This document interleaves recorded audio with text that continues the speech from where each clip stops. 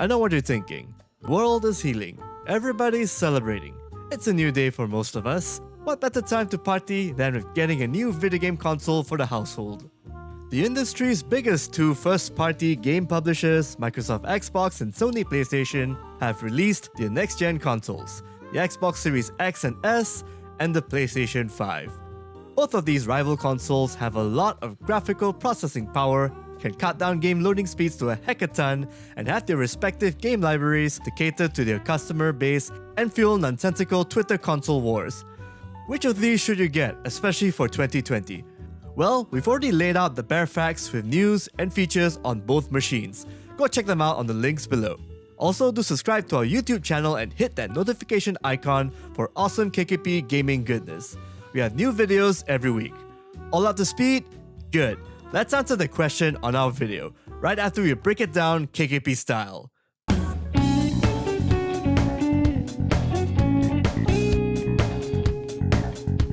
Both the Xbox Series X and PlayStation 5 support 4K gaming and can load games super quick. There are slight differences here and there depending on the title, but generally they're built for your fancy as heck 55-inch OLED and QLED TV, assuming you can afford one for entertainment future-proofing. Xbox Series X and S have Quick Resume, which lets you continue from where you left off from multiple different games without a restart. It also runs with little to no noise and loads games super fast.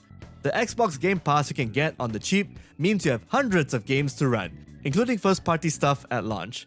It's essentially a high-powered gaming PC that doesn't cost you RM 3000, and it fits onto your shelf just fine, even the monolith-looking one.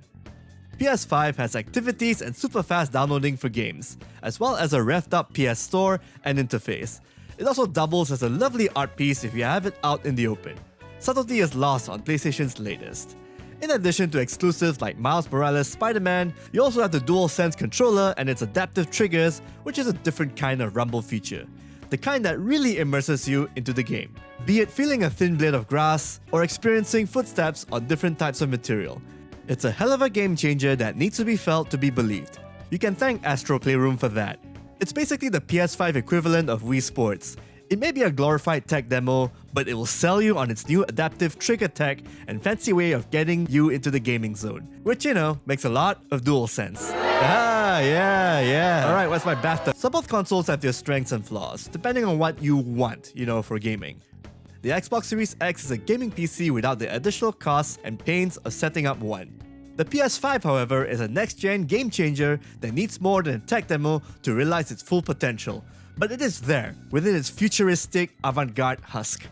So, how much do they cost again?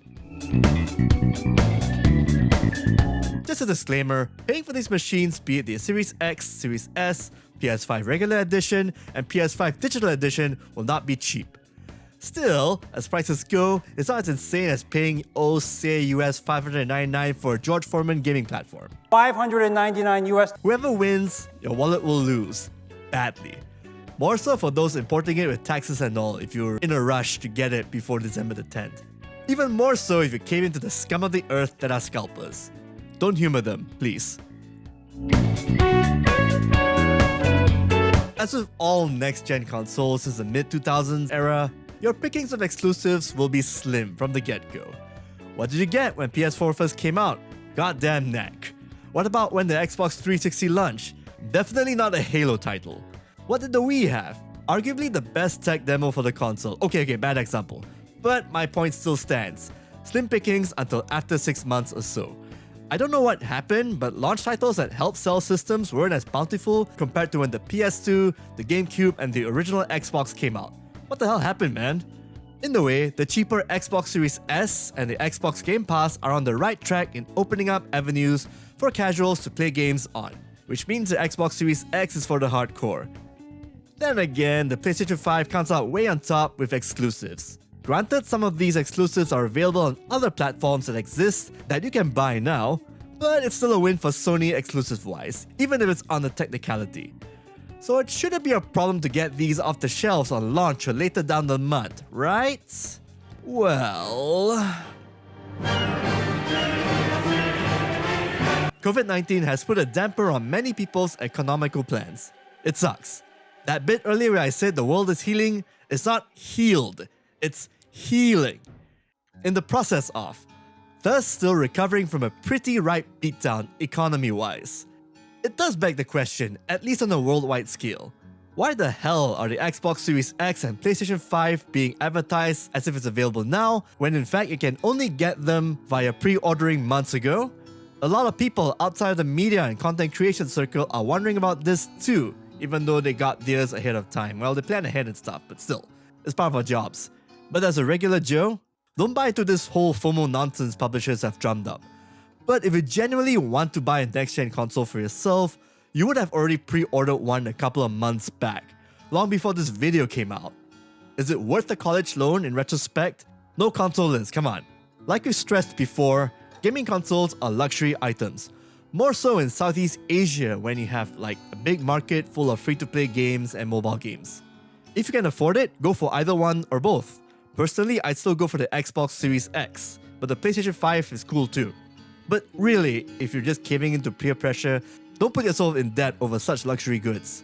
Just to be clear, this is not a case of us being bitter that we missed out on the pre-ordering bit or failed to, use friends and bots or other dubious tactics. We have access to these things as media folks. I mean, we get a console, we play it and review it for you guys and gals, it's our job. But like any self-respecting content creator, writing for the readers, for the people, for consumers, and not being free PR stooges and droning machines for first-party companies, we have to be a tad realistic about what's going on outside, especially on an economical level. The reality is this: not many folks get their hands on these. They can't even walk in and just buy one of these things when it's out in different stores here and there, countrywide. Those who did pre-order early had to jump through a ton of hoops, a lot of work. Scalpers are taking advantage of the situation, and everyone. Grey market import prices aren't getting any cheaper. Legit game stores are even pulling off PWP stunts and rightfully getting called out for it. Thankfully, that's all sorted out. It's not a good look, in other words, and you'd be the smarter person for not caving in. At the very least, you'll be RM3000 richer for it. To answer the question, should you buy the PS5 and or Xbox Series X now? Probably not. It's not like you can get it off the shelf pretty quick, unless you have a time machine to go back and pre-order these bad boys before lunch, or unless you got really super high like stats. At least back then, during the launch of former next-gen consoles like the PS4, the Wii, and the 360, you can walk into a store that may still sell some. Again, different time, different circumstances, and pandemic. Now, for the next question, the bonus question. Should you buy the PS5 and Xbox Series X next year? To which we say, hell yeah! Even if 2020 is a dumpster fire of a year, there's hope for the future. Things might go back to normal, stores might be selling their wares in public, and you can probably get the console you want via walk-ins, and more people will hopefully be back on their feet with jobs and a stable income to earn a little extra for that sweet, sweet next-gen gaming goodness. We're more comfortable recommending these machines next year and the year after because their advertised games will definitely be out and available for the public. Like Halo Infinite, the next Fable, and whatever enchanting nonsense Rare is cooking up, as well as more Xbox Game Pass games you can play for a set cheap fee, wait until mid-2021.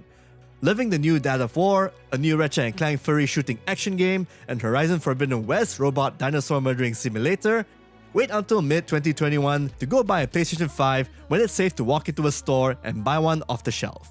In the meantime, you still got your PS4, and that's a ton of PS4 games you can get on the cheap right now, either offline or online.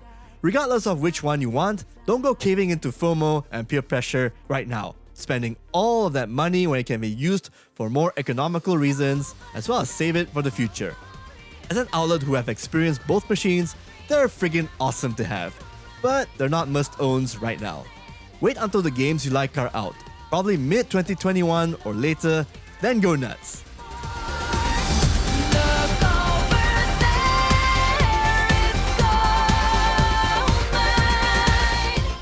That's all the advice I have for you this year. Hope you enjoyed this little feature we crafted up. Do subscribe and tap that notification icon for more KKP video goodness. We post new content every week. See ya!